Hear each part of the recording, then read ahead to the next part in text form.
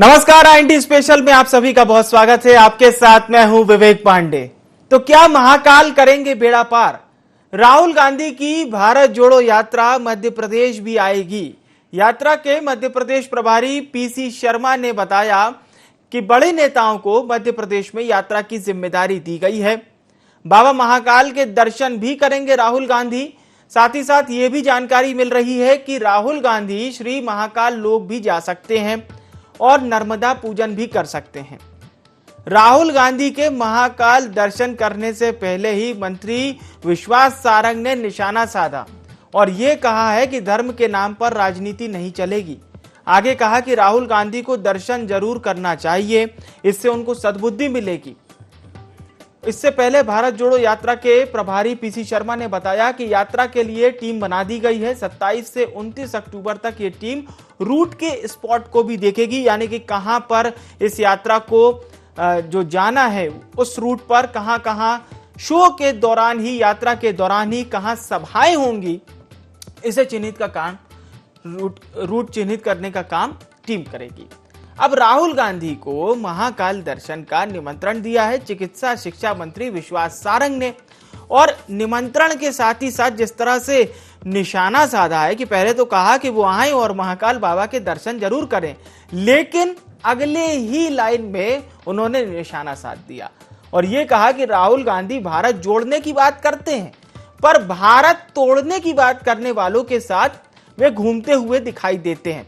तो सबसे पहले हम आपको सुनवा देते हैं PC शर्मा क्या कुछ कह रहे हैं, यात्रा को लेकर क्या कुछ उन्होंने जानकारी दी है, पहले वो सुन लीजिए और उसके बाद उस बयान को सुनिए जिसमें मंत्री विश्वास सारंग ने निशाना साधा है। सिलसिलेवार पहले आपको वो सुनवा देते हैं।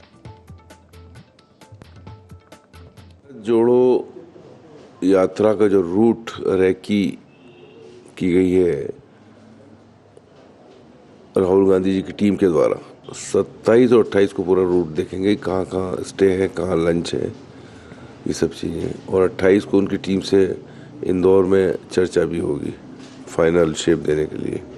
30-31 को वहाँ व्यवस्थाएं आंध्र में किस तरह से चल रही हैं वो देख के आएंगे। पहले हम लोग कर्नाटक में देख के आए थे, तो ये सब का मिला जुला कार्यक्रम होगा क्योंकि इसमें हजारों लाखों लोग जुड़ने वाले हैं मध्य प्रदेश के अंदर। तो बहुत ही महत्वपूर्ण पद यात्रा मध्य प्रदेश में राहुल गांधी की चलेगी, तो उसकी तैयारी हम जोर शोर से कर रहे हैं। उसके लिए उप यात्राएं भी बहुत जल्दी शुरू हो जाएंगी।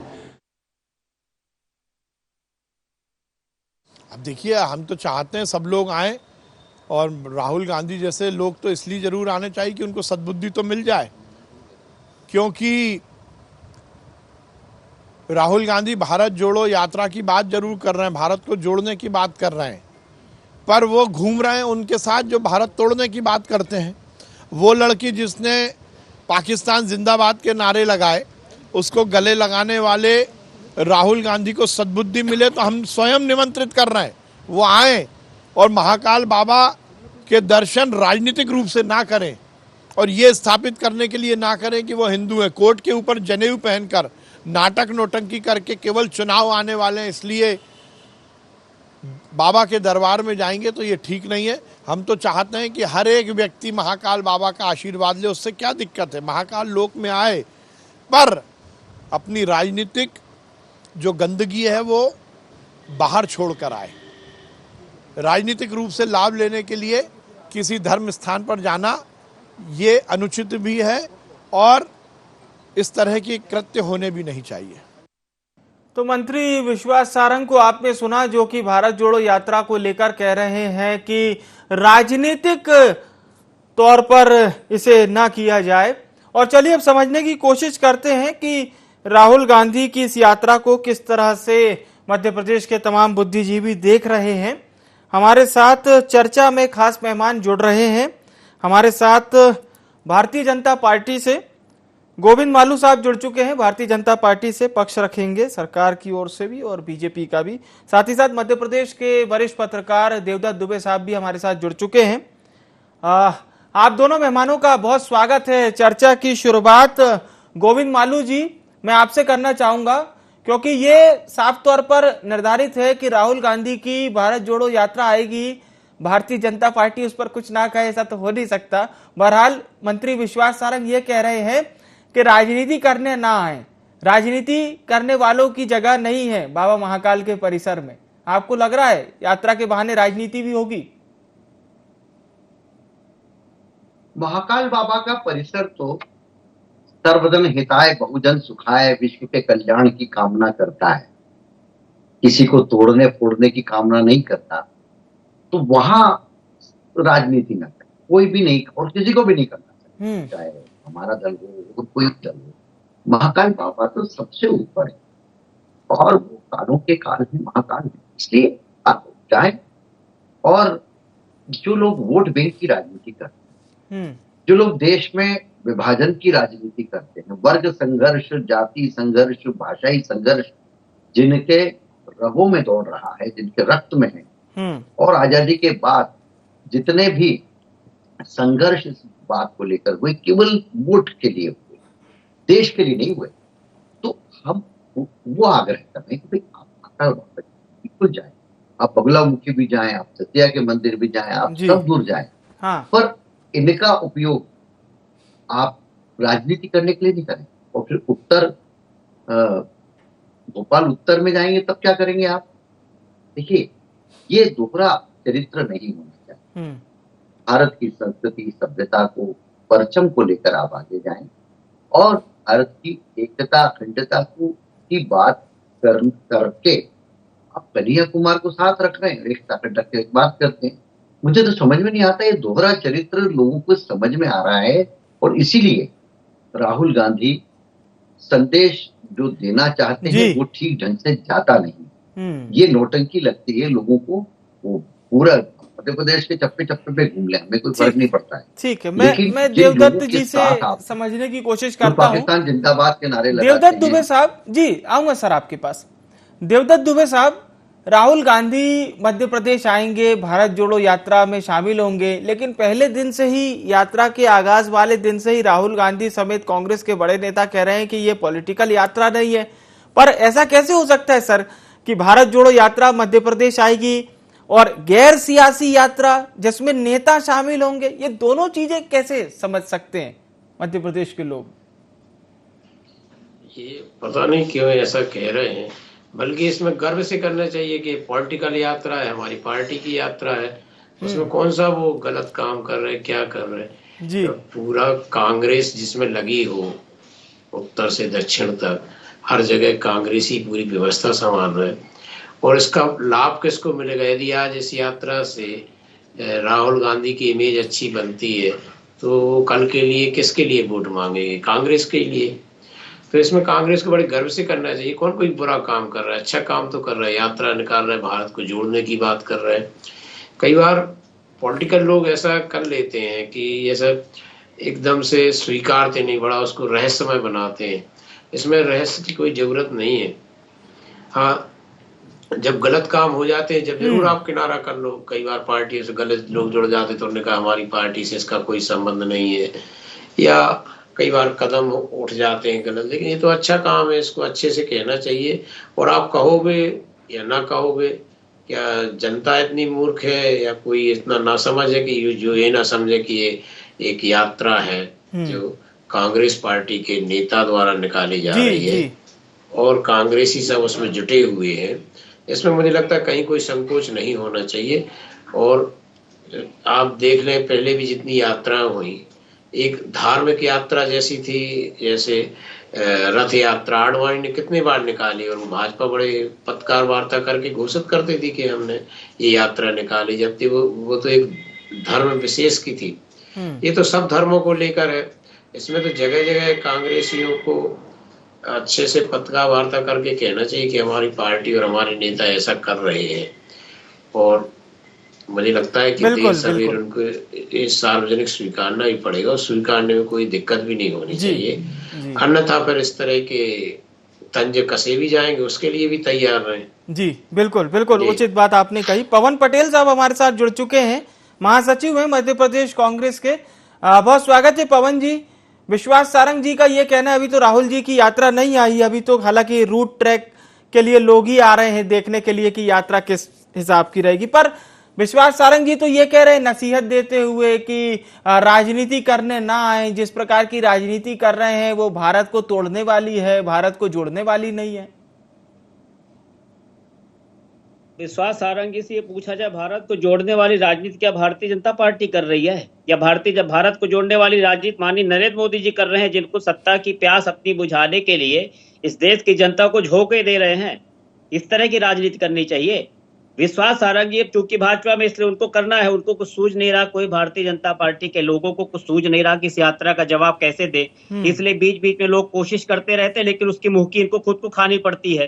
तो ये तो पूरी दुनिया जान रही, पूरा देश जान रहा है कि भारत को जोड़ने की यात्रा है, और उस यात्रा को जितना आप देखेंगे आपको खुद को महसूस होने लगेगा कि जिस तरह के आम जनता, आम आदमी, जो गरीब, मजदूर, शोषित, पीड़ित व्यक्ति है, वो उनसे जिस तरह से जुड़ रहा है और जिस खुले मन से वो जुड़ रहे हैं, तो भारतीय जनता पार्टी की नींद खत्म हो गई है। उनको नींद आ नहीं रही, इसलिए बोल रहे हैं कि ऐसी भारत को तोड़ने वाली कहां से यात्रा हो गई। उनसे कोई डेफिनेशन पूछे, ये तो 2 मिनट स्टेटमेंट दे के चले जाते हैं। इनसे पूछे कोई कि कैसे तोड़ने वाली जाते। हम गरीब मजदूर किसान को गले से लगाएंगे तो भारत को तोड़ेंगे। पवन पटेल जी वो ये कह रहे हैं तो भारत को तोड़ेंगे। जिस लड़की ने पाकिस्तान जिंदाबाद के नारे लगाए थे और उस लड़की के साथ राहुल गांधी उस यात्रा में दिखाई दिए, ये बात विश्वास सारंग जी ने अपने स्टेटमेंट में कही है।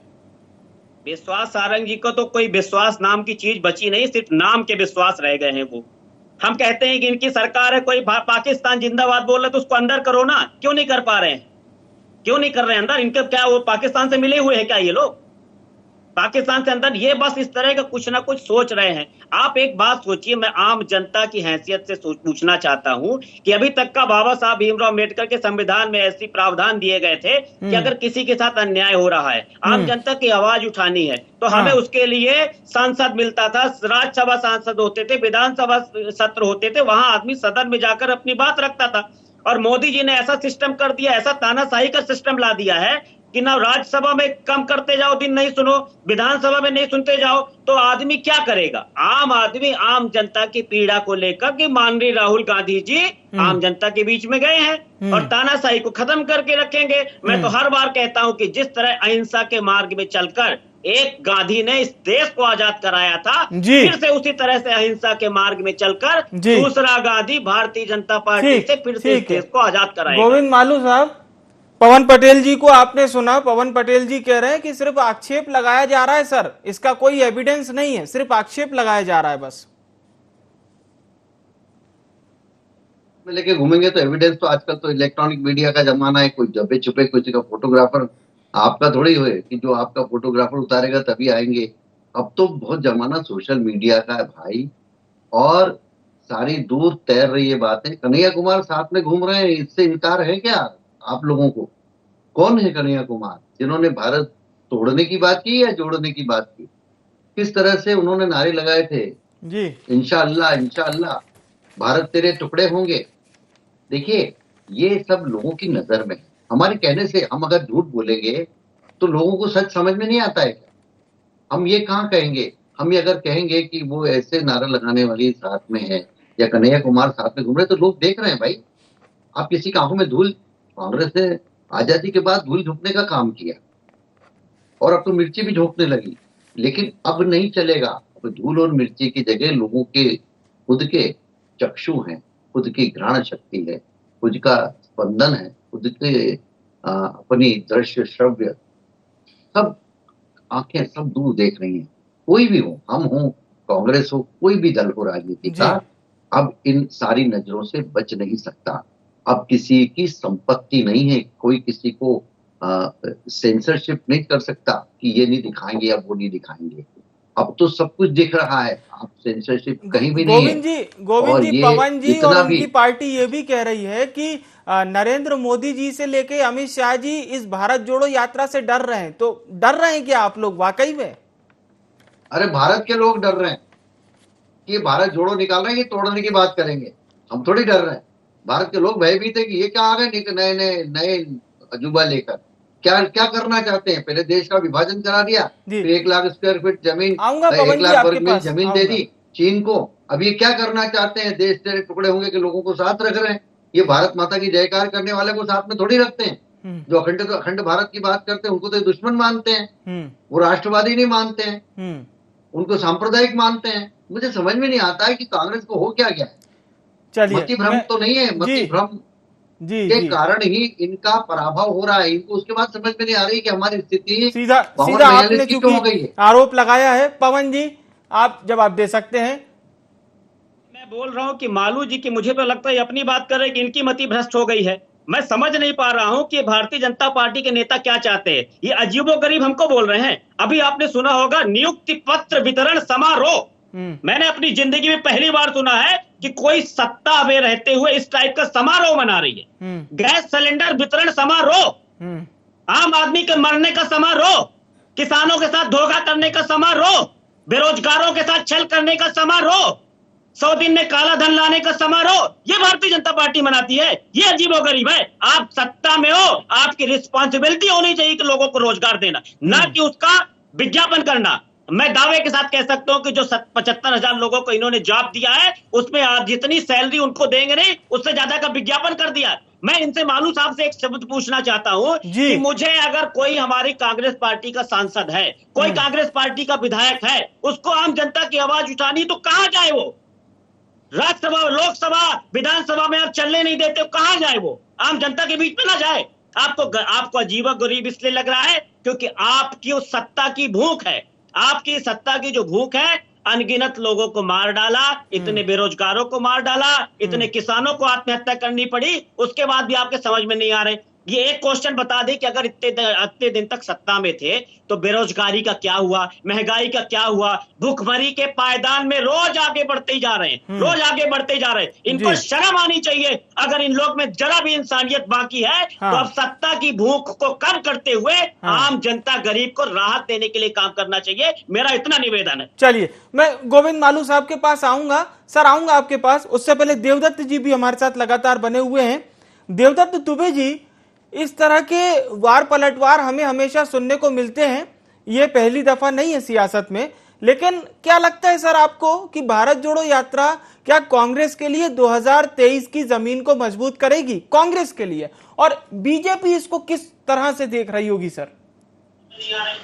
देखिए, दोनों ही राजनीतिक दल हैं, बड़े राजनीतिक दल हैं, बारी बारी से प्रदेश और देश में सत्ता में है। सब समझते हैं क्योंकि किया हुआ व्यर्थ नहीं जाता। आज भाजपा यदि शून्य से शिखर पे पहुंची तो उसके लिए उसने बहुत यात्राएं निकाली हैं और यात्राओं की लंबी श्रृंखला भी देश में है। तो इससे स्वाभाविक रूप से कितना फायदा होगा ये तो पार्टी की कार्य पद्धति तय करेगी, लेकिन कुछ ना कुछ तो फायदा हो ही जाएगा। एक आप फायदा देख रहे हैं कि आज चर्चा हो रही लगातार, जब से यात्रा शुरू हुई है कांग्रेस की और राहुल गांधी की चर्चा लगातार चल रही है। चाहे वो अपनी यात्रा के बारे में बताएं या भाजपा या विपक्ष पर तंज कसे, तो जो एक ऊर्जा का जो संचार होगा, जो उत्साहित होंगे लोग। और ये मध्य प्रदेश में जिस इलाके से गुजर रही वो भाजपा का प्रभाव वाला क्षेत्र है, बुरहानपुर से लेकर जहाँ ये निकलेगी उज्जैन के बाद नीमच के यहाँ से, तो मुझे लगता है कि निश्चित रूप से जो भी फायदा हो ये पार्टी के ऊपर कितना ले सकती है, लेकिन फायदा जरूर होगा। और इसलिए भाजपा लगातार जब से यात्रा हुई है आपने देखा होगा अटैक कर रही है, पहले टी शर्ट पे, फिर और बातों पे, ऐसे, क्योंकि वो निर्विवाद रूप से नहीं जाने देगी। क्यों, आज अभी हॉकी का मैच हो रहा है, स्टिक से एक बॉल लेके जा रहा है, यदि कोई अटैक नहीं करेगा तो वो दूसरे गोल पोस्ट पे गोल करके आ जाएगा। जी। तो अटैकिंग जो होती है वो चलती रहेगी, निर्विवाद चलेंगे तो उसको ज्यादा फायदा मिलेगा। वो पार्टी के कार्यकर्ताओं, नेताओं और उनकी रणनीति के ऊपर डिपेंड करता है कि वो उस यात्रा का कितना लाभ उठा सकते हैं। लेकिन स्वाभाविक रूप से जिस तरह से बिल्कुल कर्नाटक के वीडियो आ रहा है कि भीड़ उमड़ रही है, और यहाँ भी जिस तरह से वरिष्ठों को जिम्मेदारी सौंपी गई है। 2 दिन पहले कांग्रेस के तमाम दिग्गज नेता कमलनाथ के निवास पर जुटे थे और उन्हें सबको जिम्मेदारियां दी है। 70 विधायकों की ड्यूटी लगाई गई है। तो एक जो निष्प्राण होती कांग्रेस में एक प्राण फूंकने का काम तो ये यात्रा करेगी। अब वो आईसीयू से बाहर ले आएगी, मैदान में संघर्ष के लिए ले आएगी या सत्ता तक पहुंचा देगी, ये तो वक्त बताएगा और कांग्रेस की रणनीति बताएगी। लेकिन कुछ ना कुछ तो उसको फायदा है। और इसी कारण भाजपा भी अटैक कर रही है और कांग्रेस केवल अब उसी यात्रा को फोकस कर रही, उसी की चर्चा कर रही। पूरे देश व्यापी केवल कांग्रेस की यही चर्चा चल रही, भारत जोड़ो यात्रा जी। तो जो राजनीति में जो लोग सक्रिय रहते हैं उनको कुछ ना कुछ मिल ही जाता है, चाहे वो दल हो या व्यक्ति। बिल्कुल बिल्कुल, ये बहुत अच्छी बात आपने कही। लेकिन एक अंतिम सवाल ये रहेगा देवदत्त दुबे साहब कि इस यात्रा में भी क्या वो गुटबाजी देखने को मिल सकती है? क्योंकि एक बहुत बड़ी चुनौती ये होगी कि अपने लगभग सबसे बड़े नेता के सामने किसी प्रकार की गुटबाजी या अंतरकलह जैसी सुगबुगाहट न दिखाई दे किसी मंच पर। ऐसा कभी प्राय होता नहीं कि बिल्कुल भी गुटबाजी ना हो। हाँ, नियंत्रित कर सकते हैं, क्योंकि मध्य प्रदेश में अभी एक छत्र राज कांग्रेस पार्टी में कमलनाथ का है और दिग्विजय सिंह भी उनके सहयोगी के रूप में एक तरह से काम कर रहे हैं। और सबसे बड़ा जो गुट साधने का रहता था वो सिंधिया गुट, वो भाजपा में है। तो उस स्तर पर गुटबाजी नहीं है। कमलनाथ का जो कद है राष्ट्रीय स्तर से लेकर, तो प्रदेश के बाकी नेता उनके सामने बौने साबित होते हैं, इसलिए वे सब बात मान जाते, चाहे वो किसी का टिकट काटे, चाहे किसी को जवाबदारी दे ना दे, या जो भी काम वो सौंपते हैं वो सबको काम बांटते भी है। तो गुटबाजी की संभावना तो नहीं है, लेकिन एक शक्ति प्रदर्शन जरूर होगा, क्योंकि प्रदेश में 2023 के विधानसभा चुनाव की उल्टी गिनती शुरू हो गई है। तो एक तरह से सब अपना शक्ति राष्ट्रीय नेता के सामने दिखाएंगे कि हम इतना कर रहे हैं, स्वागत की मेहनत कर रहे हैं। बहुत अहम बात आपने कही। मैं अंतिम प्रतिक्रिया के लिए गोविंद मालू साहब आपके पास लौटना चाहूंगा। पवन पटेल जी साफ तौर पर यह कह रहे हैं कि पॉलिटिकल जो स्टैंडर्ड सेट किए हैं भारतीय जनता पार्टी ने, वो सिर्फ पार्टी को ही फायदा पहुंचा रहे, जनता को फायदा नहीं पहुंचा रहे। ये बात पवन पटेल जी का कहना है। मतलब जो स्कीम्स हैं वो पब्लिक वेलफेयर ना होके पार्टी वेलफेयर हो रही है। देखिए, पवन जी को नकारात्मकता का एक बीमारी लगी है, उनकी पार्टी को भी लगी है। इनका इलाज कहीं इटली के किसी अस्पताल में जाके करवाएं अपने नेता को कह के, क्योंकि ये हर चीज में नकारात्मकता क्यों ढूंढते हैं और क्यों सोचते हैं। अरे भाई, जब हम योजना का प्रचार कर रहे हैं, उसको लॉन्च कर रहे हैं, तो कोई गुडी गुडी अंदर ही अंदर उसको लॉन्च नहीं कर रहे हैं। इनके तो निर्मल भारत अभियान का उठा के देख लीजिए, मिल जाएगा पुराना इतिहास। आजकल तो इंटरनेट पे सब उपलब्ध है कि कितना निर्मल भारत अभियान में पैसा आया। यही स्वच्छ भारत मिशन जो हमने चलाया है उसमें करोड़ों रुपया बिना किसी बात के इन्होंने खर्चा कर दिया। केवल प्रचार पे 1 रुपए की गाड़ी नहीं खरीदी, स्वच्छता पर कोई खर्च नहीं किया, देश गंदा रहा। ये हम ऐसी योजना नहीं चलाते। अगर हम उज्ज्वला योजना का प्रचार कर रहे हैं तो लोगों को पता लगना चाहिए कि उज्ज्वला योजना में एक फ्री का गैस सिलेंडर और टंकी मिल रही है और चूल्हा मिल रहा है। इसके अलावा अगर हम किसान सम्मान निधि की बात करें, उसका अगर प्रचार कर रहे हैं तो अच्छी बात है। आम किसान को, जो गरीब किसान है, जो निरक्षर है, जो गांव में रहने वाला, उसको पता लगना चाहिए कि मोदी सरकार कुछ दे रही है। ये कह रहे हैं कि अगर नौकरियां, पहले कह रहे थे नौकरियां नहीं दे रहे, 10 लाख नौकरियां दे, तो बोले क्यों दे रहे हैं आप प्रमाण पत्र। अरे भाई, कि लोगों को पता लगना चाहिए कि सरकार काम में है, मोशन में है, गति में है, और लोगों को पता लगना चाहिए कि और भी नौकरियां निकलने वाली, आप आवेदन करिए। हमारे पास देने को, इसकी हम बात कर रहे हैं। आपके पास क्या देने को था? भ्रष्टाचार, निकम्मापन और कालाबाजारी, कंट्रोल, लाइसेंस राज। हमारे पास ये नहीं, हमारे पास जन कल्याण के विषय है। इसलिए हम जनता के बीच में खम ठोक कर जा सकते हैं, आगे चार कर सकते हैं। आप तो आगे चुरा रहे पवन जी, बिल्कुल सारे आपने केवल पेपर पर रहे, सारे अभियान कागजी रहे, कागजी घोड़े वो चलाए। इसी कारण देश गोविंद साल बाद जी, गोविंद जी 70 साल बाद स्वच्छता की बात करना पड़ रही, 70 साल बाद भी हमको। अरे गोविंद जी, बस इतना जोश काम में दिखाइएगा। अभी मेरे को बोलने दीजिए। मैं ये बोल रहा हूँ कि आपकी इतनी अच्छी नीतियां हैं, बेरोजगारी का क्या हुआ, भूखमरी के पायदान में क्या हुआ? अरे अब बोलते रहो, यही तो आपकी खासियत है। आज जब मैं सुन रहा था मेरी बात सुनिए आप। टेबल बना लिए भ्रष्टाचार की और काम। अरे अब यही तो है, भ्रष्टाचार की टेबल बना लिया। आपने क्या किया? 100 दिन में काला धन लाने वाले दलाल। फिर शुरू लूट खसोट। चलिए दोनों पार्टियों, दोनों नेताओं के पास बहुत सारे मुद्दे हैं। बहुत बहुत धन्यवाद पवन पटेल जी, गोविंद मालू जी, देवदत्त दुबे जी, आप सभी का हमारे साथ चर्चा में जुड़ने के लिए। हम बात इस विषय पर कर रहे थे कि भारत जोड़ो यात्रा जब मध्य प्रदेश आएगी और राहुल गांधी जो कि कांग्रेस के सबसे बड़े नेता हैं, कांग्रेस पार्टी लगभग वही करती है जहां पर राहुल गांधी चलते हैं, जो राहुल गांधी बोलते हैं, यानी कि फॉलो करने वाली बात, चाहे उनकी बोली हुई हो चाहे उनकी चलने वाली हो। मध्य प्रदेश भी आएंगे तो बड़े नेताओं को जिम्मेदारी दे दी गई है, लेकिन विश्वास सारंग ने यह कहा कि मध्य प्रदेश आइए, बाबा महाकाल के दर्शन कीजिए, पर राजनीति करने बाबा महाकाल के प्रांगण मत जाइएगा। कांग्रेस ये कह रही है कि यदि आप बाबा महाकाल के दर्शन करने जाते हैं तो क्या वहां राजनीति नहीं होती है, और हमारे नेता यदि बाबा महाकाल के दर्शन करेंगे तो भला राजनीति कैसे होगी। तो भारत जोड़ो यात्रा भले ही अभी मध्य प्रदेश में एंट्री नहीं की हो, नहीं आई हो, लेकिन इस पर सियासत अभी से शुरू हो गई है। बड़ा सवाल यही रहेगा कि 2023 के लिए भारत जोड़ो यात्रा कांग्रेस के लिए कितना मुफीद साबित होगी, ये तो आने वाला वक्त ही बताएगा। IND स्पेशल में इतना ही, मुझे आने विवेक को दीजिए इजाजत, नमस्कार।